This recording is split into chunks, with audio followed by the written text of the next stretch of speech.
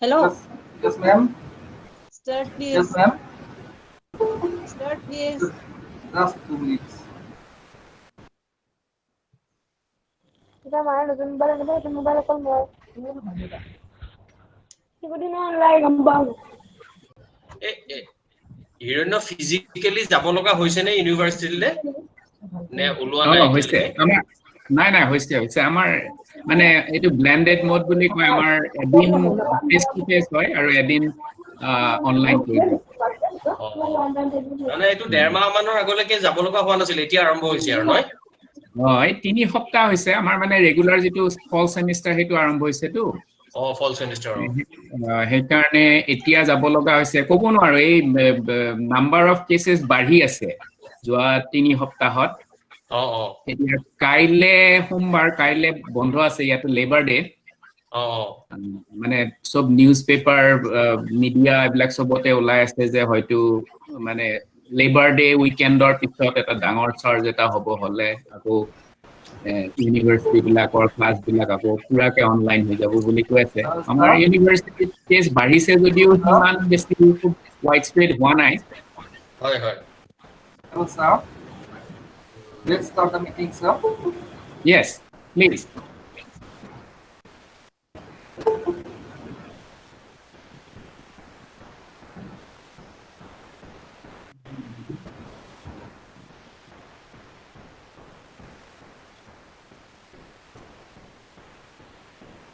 Good afternoon, respected participants.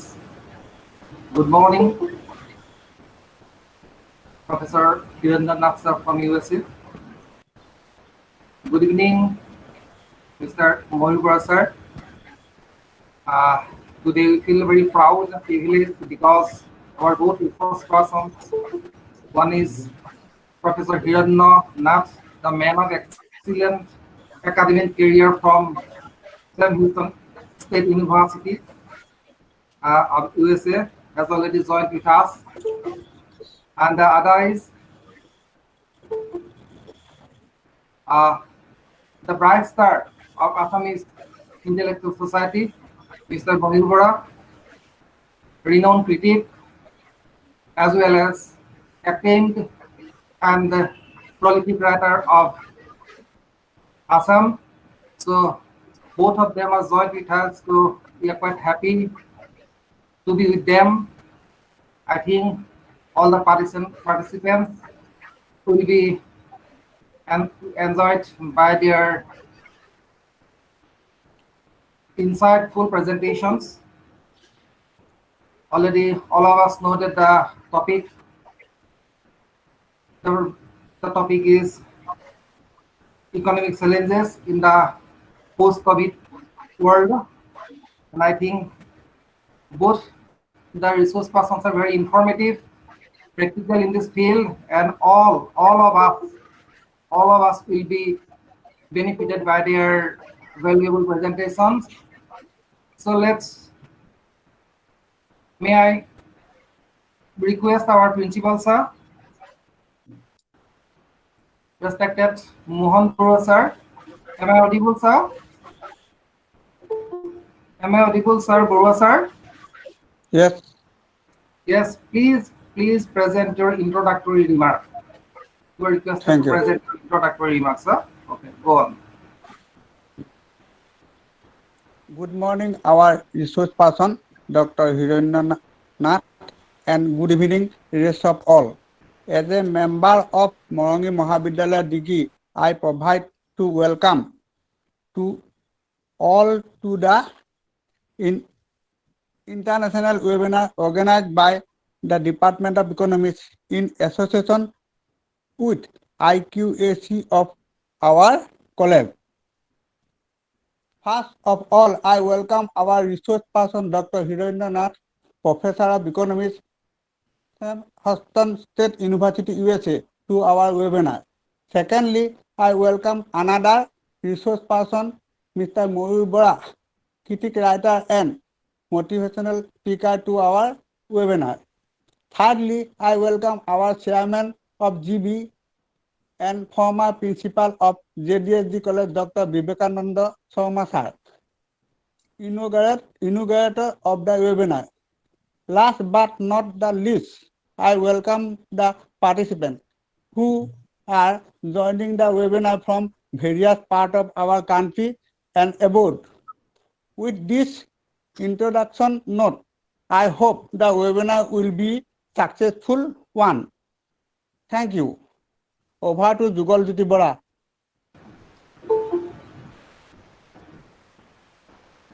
Thank you, sir. Thank you, sir. Now, may I request Dr. Vivekananda Sharma, sir, the chairman of Marangi College, former principal of JDSG College. Also, he has been serving as an assessor and the coordinator of NAC peer committee since 2012. So, in this platform, we meet sir. So may I request Dr. Vivekananda sir to inaugurate this meeting, please. Hello, Namaskar. sir. Namaskar. My Yes, respect sir. to Mayur Bara and Hiranyanath and all dignitaries participated in this webinar. We are very happy that Marangi College is a small college, rural-based college, but we have organized an international seminar on webinar economic challenges in the post-COVID world by the Department of Economics in association with the IQAC of Marangi College. As the chairman of the governing body of this college, I am glad to inform you that it is a rural-based degree college, and students are poor and generally most of them from the tea garden area. But the teachers are very energetic. They are giving more time to students with a good result, annual result of the college. And it is to be noted that each month, every teacher can give giving financial help to the student for their learning processes. As we know that the COVID-19 created great tsunami in the world economy. A number of discussions in this tsunami has happened, and we are trying by this webinar to gather some information how we can get rid from this economic tsunami of the world. As you know that Assam is based on the Assam is a part of the country. Our main tea production, the main area. Due to COVID-19, in this year, the sale of green leaf is per kg about ₹50, but pre-COVID period it was between 15 and 20. It is due to the fact that the COVID-19 has badly affected in the agricultural and industrial sector, not only Assam but also the country. A good number of agricultural particular perishable which are lost during this period. Now, a number of measures have been taken by the government itself to to uplift the present economic situation. Among them, the moratorium is given to the employees, to the loaning of the bankers, and a number of financial help is given by the central government as well by the state government for employment and renovation of our economy. In this context, I like to say that among the earning source, the self-employment is very dangerous. Our youths are very energetic, but motivation is necessary for their self-employment, and all the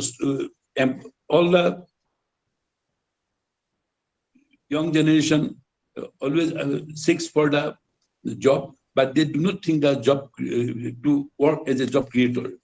In this seminar, I request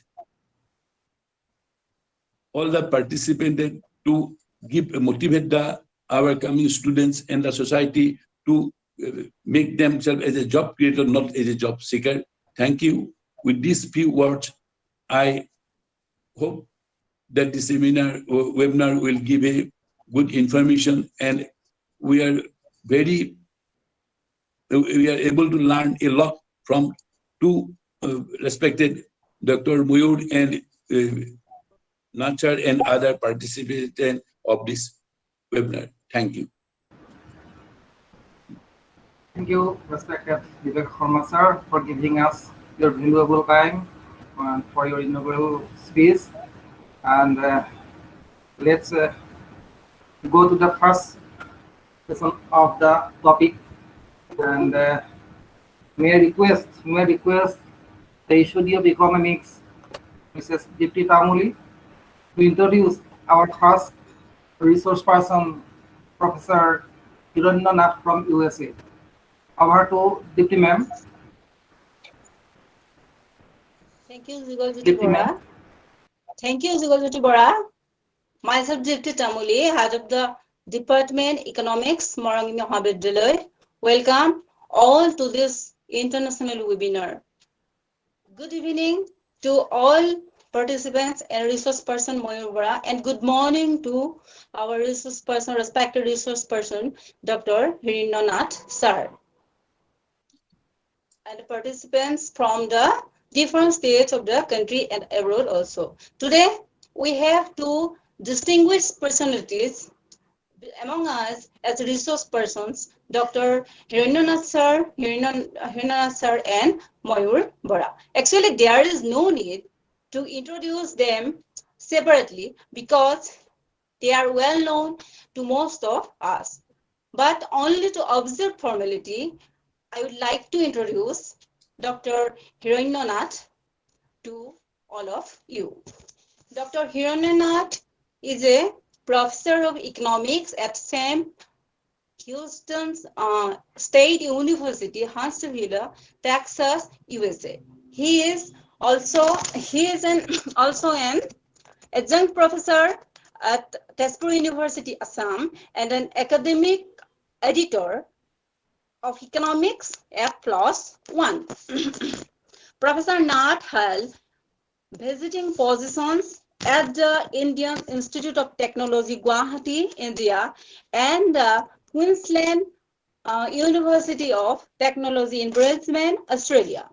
He also taught at St. Andrews University in Osaka, Japan, and China University of Mining and Technology in Beijing, India. Professor Nath research interests include macro and monetary economics, information economy, and various issues related to developing and transition economics. Dr. Nath has published in highly regarded peer-reviewed journals like Applied Economics, California Management Review, Comparative Economic Studies, Economic Analysis and Policy, Economic Record, Economic Letters, Empirical Economics, Information Economics and Policy, Journal of International Trade and Economic Development, Journal of Macroeconomics, Journal of Money, Credit and Banking, Review of Development Economics and Telecommunications Policy. He earned his PhD in economics from Southern Methodist University, Dallas, USA. Professor Nath attended the University of Delhi for his bachelor's and master's level education in economics. He also earned an MPhil degree in economics from Jawaharlal Nehru University in New Delhi. He has traveled extensively throughout the world, visiting universities, presenting his research, and teaching students. Professor Nath was born in Barnagaon, a village near Mongoldoi, and was raised mostly in Thelamora, Sonitpur district, Assam. He established the Assam Scholarship at St. Houston State University to create awareness about Assam. He works with rural communities in Assam to create an enabling environment for individual as well as collective peace and prosperity through good neighbor initiatives. Here I would like to add something about our respected resource person, though already mentioned by our resource person Mayur Bora. That is, I always feel proud to be an ex-Cotonia, and today I'm very happy that our resource person, two resource persons are also ex-Cotonians. And my Mayur Bora was my classmate, and till now we are good friends. We feel honored to have Nath sir and Mayur among us as resource persons. We are always hoping your cooperation in forthcoming days also. Now, without wasting time, I cordially invited our respected resource person, Dr. Hirnonath sir, to deliver his valuable speech. Thank you so much, sir, for being with us. Please, sir, please, over to you, sir. Thank you very much. Thank you, Dipti, for generous introduction. And very good evening to everyone. Honorable Principal Dr. Burua, Inaugurator Dr. Sharma, organizers, my very good friend Mayur Bora, and other participants. I am really thankful to Marangi College for giving me this opportunity to speak to you. I hope you all are safe and doing well. Now, when I talk about challenges, and this is a general philosophy in my life, whether it is in my personal life, professional life, or social life, I think about challenges as opportunities. So whatever I am going to speak today, you should interpret them as opportunities. Of course, unless you talk about problems, unless you talk about challenges, you will not see the opportunities. And I hope by the end of my presentation, and I will not take much time because I'm really waiting to hear or listen to Mayur, what he has to say about these challenges or challenging time. But whatever comments I make, I hope by the end of my comments, you will see the opportunities for us individually, for us as a society, for us as a country, and as the world.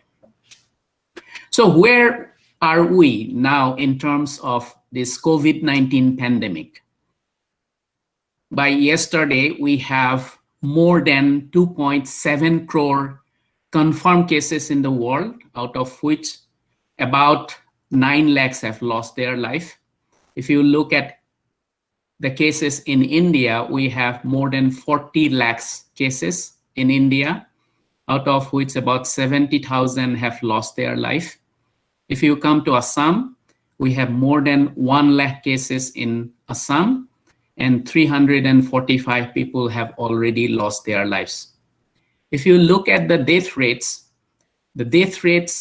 in the world, in India, in Assam, everywhere has been declining since the pandemic started back in March. It may be due to several reasons. For example, now we have a better understanding about the virus, and as a result, doctors, medical experts, they have been able to come up with effective combinations of existing drugs to treat the patients who have fallen ill. At the same time, to some extent, some of the preventive measures that we have taken, and I'm talking about almost everywhere, that have been effective. Of course, there are variations across places, across countries, in terms of how effectively we have been able to take these preventive measures. There have been research going on in different countries about a vaccine, and they are on their way. Well, I think the most practical expectation is that it will be available sometime next year. Of course, Russia has already, I think, it has come up with a vaccine, and they have started giving the vaccine to people. At this point, I think most effective would be to have effective strategy would be to have a treatment for those who fall ill, because developing a vaccine takes time. I think it will take time. So until then, we will have to live with this virus, and we'll have to be careful when we lead our economic life, when we lead our day-to-day life. We'll have to take all the precautions so that we are not affected, or we don't fall sick, or we don't fall ill. Already, because of this pandemic, there have been widespread disruptions in our economic life. If you look at the disruptions and challenges, in fact, we have some numbers recently came out about how disruptive this virus has been. For example, most countries have released their GDP numbers, gross domestic product, which is a measure of the overall activities in the economy. So if you look at those numbers, how this gross domestic product has changed over last 3 months, since April to June, that is the second quarter of the year. In the United States, the growth rate has been negative 31.7%. That means the total quantity of goods and services, or total volume of goods and services produced in the United States, has gone down by 31.7%. So if there were 100 apples, now US is producing only 69. So that's how we interpret these numbers. In case of India actually, in terms of this growth rate, India is second in terms of negative growth, and India has experienced a decline of 23.9%. United Kingdom is the third. It has experienced a decline of about 21.7%. Then comes Brazil, 11.4%, Germany, 11%, Japan, 9%. Only country that has experienced a growth during the second quarter of this calendar year is China. China has grown by 3.2%.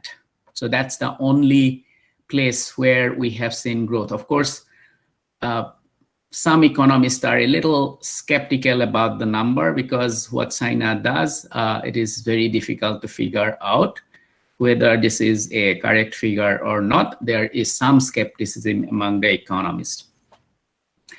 Now, so that has been kind of some measurable effects of this pandemic on our economic life.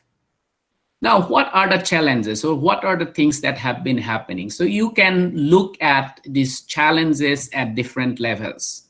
If you look at the individual level, so if you look at the family level, then of course many of us, not only in India, around the world, they have lost their lives, lost their life. That is, of course, is the unfortunate outcome of this pandemic.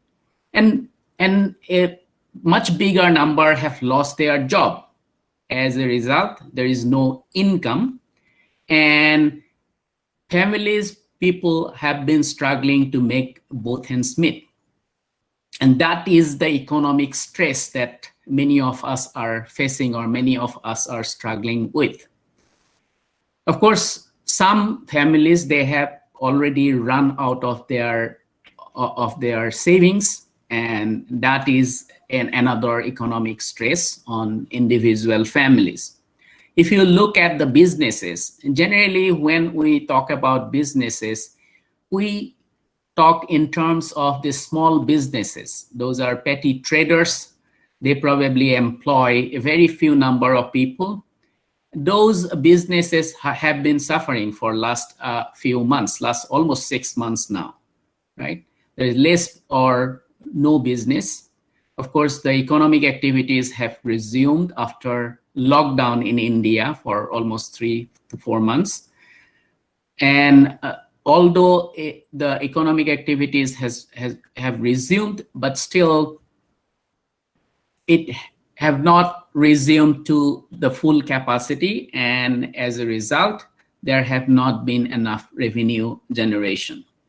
If you look at slightly bigger businesses, which are actually involved in the production process, again, production process has been disrupted.